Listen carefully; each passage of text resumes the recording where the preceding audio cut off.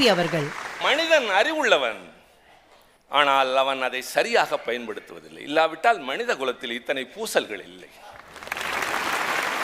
ஒரு இனம் தன்னை அழிப்பதை வேறு எந்த உயிரினத்திலும் பார்த்ததில்லை மனிதனை தவிர. எந்த மிருகமாவது தன் இனத்திற்குள் சாதி வகுத்தது உண்டா?